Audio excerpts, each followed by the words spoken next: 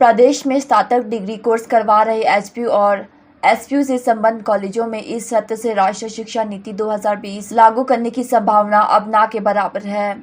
शिक्षा विभाग ने दोनों विश्वविद्यालय से एडमिशन और एकेडमिक शेड्यूल के आए प्रस्ताव को आधार बनाकर कॉलेजों में प्रवेश शेड्यूल तय कर दिया है, लेकिन अभी तक नई शिक्षा नीति को लेकर कोई तैयारी नहीं है। एचपीयू शिमला और एसपीयू मंडी से संबद्ध करीब 200 कॉलेजों को शिक्षा विभाग और विश्वविद्यालय से राष्ट्रीय शिक्षा नीति को नए सत्र से लागू करने, उनके अनुरूप प्रवेश की प्रक्रिया संचालित करने को अब तक कोई आदेश नहीं मिली है। ऐसे में सभी कॉलेजों ने बीते सत्र की तर्ज पर पुराने यूजी प्रथम वर्ष के सिलेबस के अनुरूप ही नए सत्र में प्रवेश की प्रक्रिया को संचालित करने को अपने प्रोस्पेक्टस भी तैयार की है। इससे जाहिर है कि नए सत्र में भी पुराने सिलेबस के अनुरूप ही सभी स्नातक डिग्री कोर्स में प्रवेश दिया जाएगा। सरकार और शिक्षा विभाग के स्तर पर राष्ट्रीय शिक्षा नीति पर अब तक कोई फैसला नहीं हो पाया है। नई नीति के अनुरूप सिलेबस ऑर्डिनेंस तैयार करने की प्रक्रिया भी विवि में बीते माह हुई ईसी की बैठक के बाद से बंद पड़ी है। यूजी की जारी प्रवेश शेड्यूल के अनुसार 30 जून से शुरू हो रही प्रवेश प्रक्रिया के लिए अब मुश्किल से एक माह ही शेष रह गया है।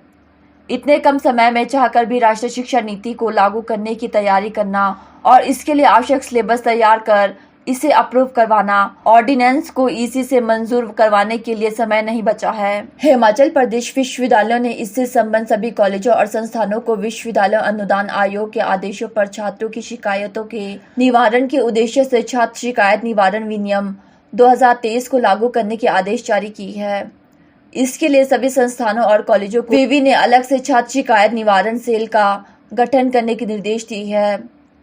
कुल सचिव की ओर से जारी इन निर्देशों में यूजीसी की अधिसूचना के अनुरूप आगामी प्रक्रिया और व्यवस्था सुनिश्चित करने को कहा गया है। हिमाचल प्रदेश विश्वविद्यालय से संबद्ध सभी कॉलेजों और शिक्षण संस्थानों को उच्च अध्ययन संस्थानों में जाति आधारित भेदभाव को समाप्त करने और इससे संबंधित शिकायतों का निपटारा करने को यूजीसी ने जारी आदेशों की अनुपालना करनी होगी। एचपीयू ने यूजीसी के आदेशानुसार सभी संबद्ध संस्थानों को 30 मई तक जातिगत आधारित भेदभाव के निपटाए गए मामलों से संबंधित ब्यौरा ऑनलाइन देने को कहा है।